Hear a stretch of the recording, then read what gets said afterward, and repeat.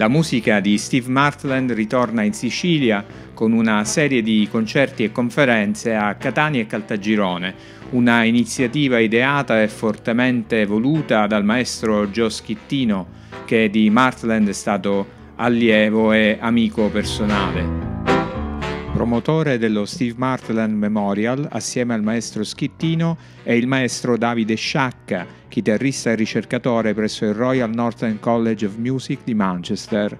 Le manifestazioni vedono la collaborazione di diverse realtà e figure istituzionali e culturali italiane e straniere, quali l'Istituto Musicale Pietro Vinci di Caltagirone, diretto dallo stesso maestro Schittino, l'Associazione Culturale e Teatrale Sala Magma di Catania del dottor Salvo Nicotra, la rassegna Domeniche in Musica e il coro Imago Vocis di Catania del maestro Salvatore Resca, il dottor David Horne del Royal Northern College of Music di Manchester, il dottor Tom Sykes del Liverpool City College of Arts, il Delta Saxophone Quartet, il console onorario di Liverpool, dottor Marco Boldini, il comune di Caltagirone, il sindaco onorevole Gino Ioppolo, il maestro Angelo Di Calzi, direttore dell'Istituto Superiore di Studi Musicali Vincenzo Bellini di Caltanissetta, il giornalista Roman Henry Clark e naturalmente il sottoscritto Andrea Amici.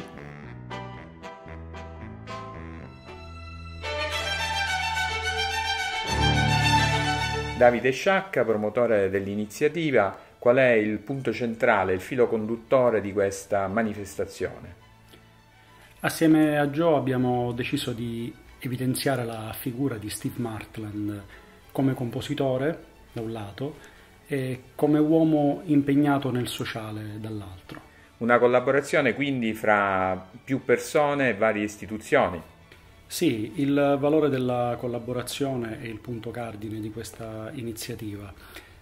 Parteciperanno musicisti, studiosi, rappresentanti istituzionali e saranno coinvolte istituzioni italiane ed estere e associazioni culturali che a Catania e Caltagirone ci aiuteranno a portare avanti questo memorial.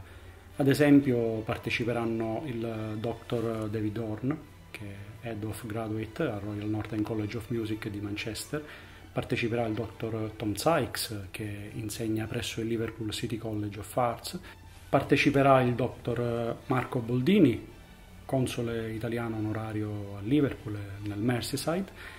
Per quanto riguarda invece le nostre rappresentanze, avremo naturalmente Schittino, il direttore dell'Istituto Musicale Pietro Vinci di Caltagirone, che di Martland è stato amico ed allievo. Parteciperai tu, maestro Andrea Amici, che ci aiuti sempre per tutte le nostre iniziative, sei uomo di cultura e compositore riconosciuto in Italia e all'estero. Parteciperà il maestro Angelo Di Calzi, direttore dell'Istituto Musicale Vincenzo Bellini di Caltanissetta, padre Salvatore Resca delle Domeniche in Musica alla parrocchia San Pietro e Paolo di Catania, presso il quale terremo il concerto del 9 giugno, al quale parteciperà il Delta Saxophone Quartet, diretto da Caldwell. Parteciperà naturalmente il dottor Salvo Nicotra, che sta organizzando la conferenza del 14 maggio presso la Sala Magma di Catania. La Sala Magma è una delle associazioni culturali più importanti della nostra città di Catania, della mia città di Catania. Crediamo fortemente nel valore della collaborazione, una collaborazione fra musicisti, studiosi, istituzioni italiane ed estere e associazioni. Vogliamo fortemente ringraziare tutte le persone coinvolte nello Steve Martland's Memorial. Un ringraziamento particolare al Comune di Caltagirone nella persona del sindaco, l'onorevole Gino Ioppolo. Non possiamo certo dimenticare la contessa Gaetana Bartoli Gravina, mecenate e grande amica dell'Istituto Musicale Pietro Vinci di Caltagirone e della cultura tutta. Una panoramica di tutti gli eventi previsti. Gli eventi saranno 4. Il primo si terrà a Caltagirone il 12 maggio, di domenica, alle 5.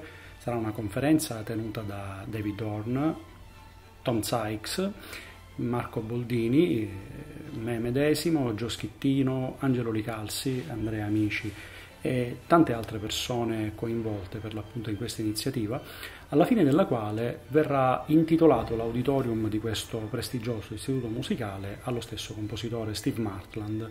Questa è un'iniziativa voluta fortemente dal maestro Schittino, che dirige questo istituto musicale da 1 anno e mezzo ormai, e che è stata pensata alla fine dell'anno scorso e che finalmente verrà messa in pratica il 12 maggio.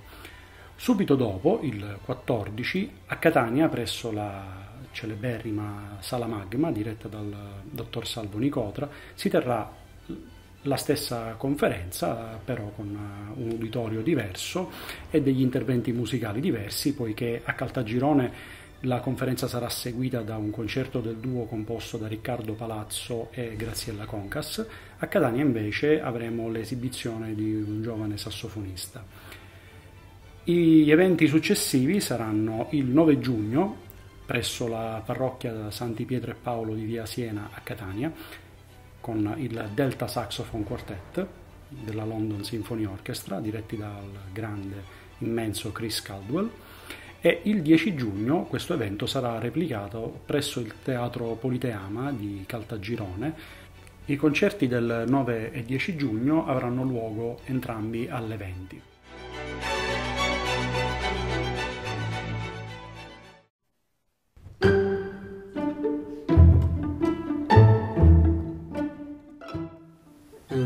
Steve Martland è uno dei più importanti compositori britannici, non solo per la sua generazione, non solo per il suo tempo.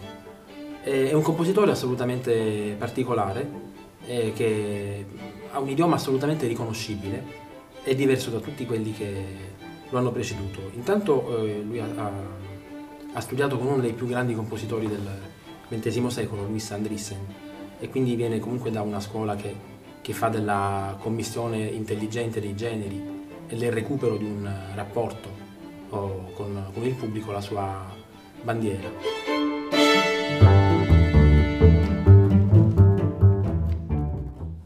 Steve Martland, without doubt, is one of the most important composers, not just of the UK generations in the latter part of the 20th century and into the 21st, but also at an international and worldwide level.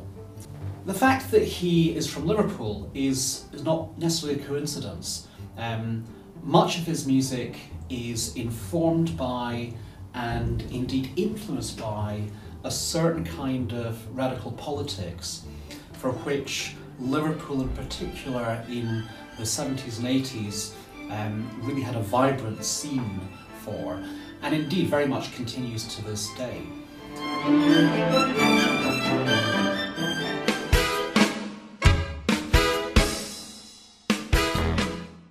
In particolare Martland ha sviluppato un suo peculiare idioma che è forte anche dell'elemento timbrico, oltre che ritmico e motivico, un materiale in continuo fermento, in continua elaborazione, e che fa tesoro comunque anche del patrimonio motivico, culturale della sua terra. Però la specifica di Martland è che lui ha sempre prediletto degli esecutori un po' ai margini del cosiddetto establishment musicale contemporaneo. Sono esecutori giovani che in ogni caso sono perfettamente in grado di restituire la potenza e la pulsazione di questa straordinaria musica. One of his most important influences as a teacher was Louis Andriessen, with whom he studied in the Netherlands. And while anyone who knows Martland's music would agree it has its own individual voice, which is immediately recognisable, there is nevertheless a degree to which the influence of someone like Andriessen is apparent. Not least in, like Andriessen, Martland wanted his music to communicate to a wide audience, but without capitulating to any particular audience, without in any way patronising that audience. As a composer, that he didn't like to think of musical barriers between different genres, so that it seems perfectly natural for him to mix instrumentation and sort of have a mixture of influences in his music that didn't sound false. You know, it sounded quite natural. The way that the music came out sounded quite natural, but had this sometimes what we might think of as unusual combinations of instruments. And that is something that doesn't always work very well. Sometimes people try to cross over different styles of music and it doesn't work very well. But I think in Steve's case, it always works very well. He had a way of doing it that just seemed to work. He was a prolific composer with a huge variety of works for different genres, including works that have a stage bent, but I think it's fair to say that he's primarily remembered for his instrumental works, which are characterised by virtuosity, by a directness in terms of musical language, and also by a rhythmic vitality, which is constantly changing. That said, I mean, one of his most memorable pieces for me would be a piece like Street Songs, which he wrote for the King's Singers and Evelyn Glennie in the 90s. A series of, if you like, folk music-inspired songs that yet operate at a very sophisticated and direct musical level. Immediately memorable, and yet with much of the rhythmic vitality, also the hocketing, the moving between different instruments or voices in different groups, for which much of his music also is known. Most composers die too soon. I think this is certainly the case for Steve Martland, whose death shocked the UK and wider musical community as it was so unexpected. And he was still very young, in his late 50s. Even in your 60s can be young for a composer, so it's a particular tragedy, and everyone in the UK deeply misses him. But the legacy lives on through the vitality of his music, which I'm sure continues to inspire upcoming generations of musicians, which I include both composers and performers today. And I liked the fact that he was open to different influences, particularly the jazz elements of his music, because some of his music is quite jazzy, and the rhythmic side of it, because his music is very rhythmic. So I enjoyed that side of it as well. The unusual instrumentation, I liked the fact that he had written pieces that, I mean, I think Remix was like this, where the version we did was almost like a jazz kind of band with instruments, but then there was violin there as well. And so it was interesting to play as the only violinist with lots of sax players and a rhythm section and so on. So I enjoyed that as well.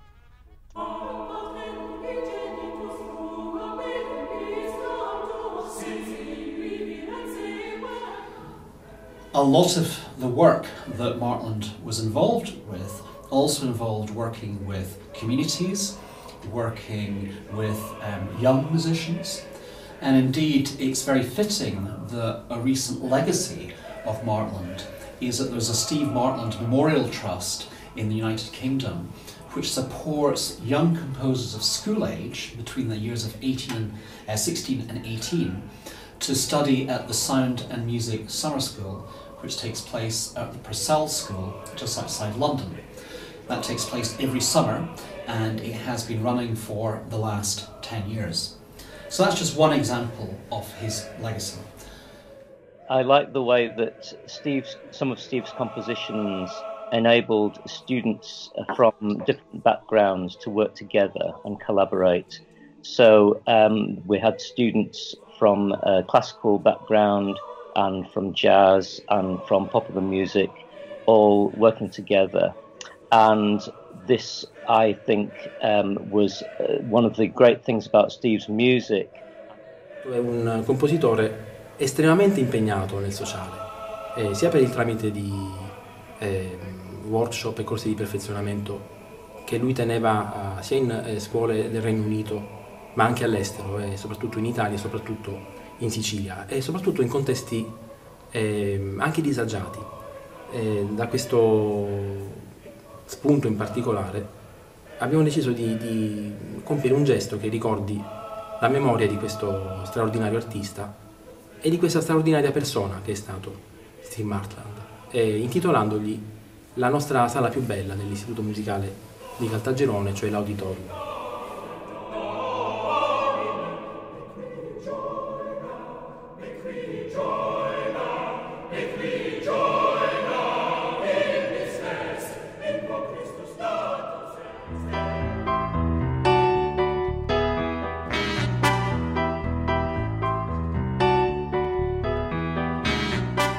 I was lucky enough to perform with the Steve Martland Band in Catania as part of Etna Fest quite a few years ago now, and Steve Martland was made a composer in residence as part of the Etna Fest, and in a way this festival adopted him, but very much for Steve he adopted Catania too, where he sort of got really into the spirit of the city and the people. And the way we found the spirit of the people in Catania was working with some young musicians at the time. Because part of the Steve Martland Band residency and his work was working with young composers and young musicians in a workshop situation. And we had a few days to work with these musicians and create a new piece. We didn't know what the piece was going to be. It was going to be inspired by the musicians involved, also the area they came from, but also Steve Martland's infectious humour and energy and style of music. And after the few days, we workshopped, and this was involved with trying out different things in a safe environment in a way, which is a luxury to musicians because usually you're performing something and getting judged immediately. We had the chance to work together and get the trust of each other, and then we could present what was a group created piece as part of a concert in the evening in Catania, which formed part of this Etna Fest festival.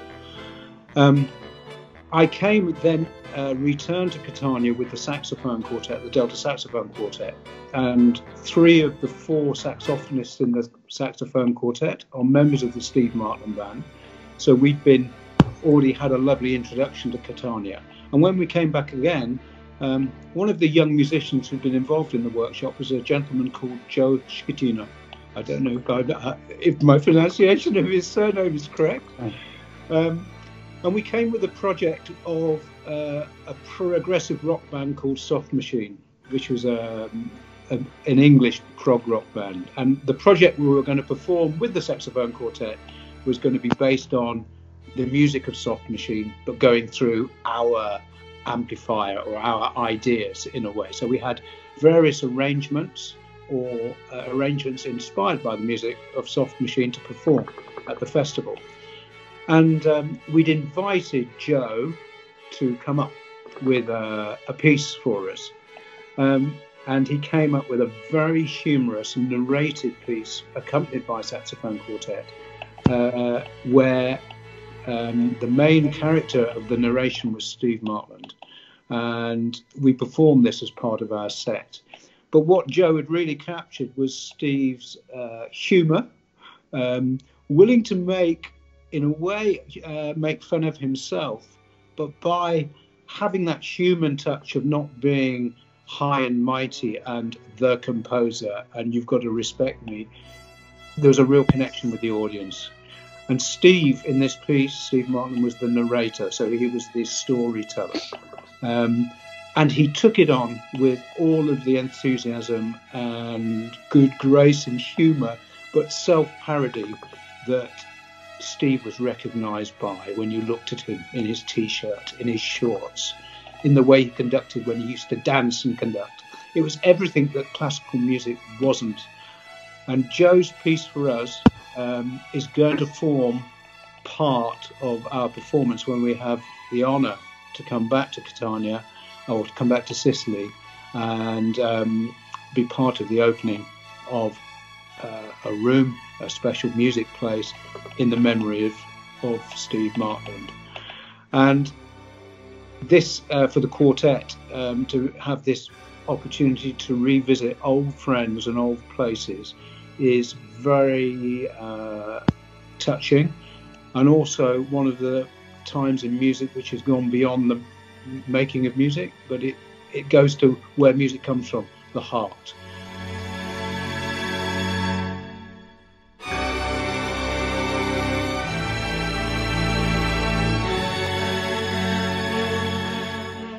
Io ho tra l'altro un rapporto anche personale con Steve Martland. Era l'autunno del 2006 e l'allora mio maestro di composizione, Giovanni Ferraguto, mi invitò a partecipare a un workshop che era organizzato da Etna Fest con Steve Martland.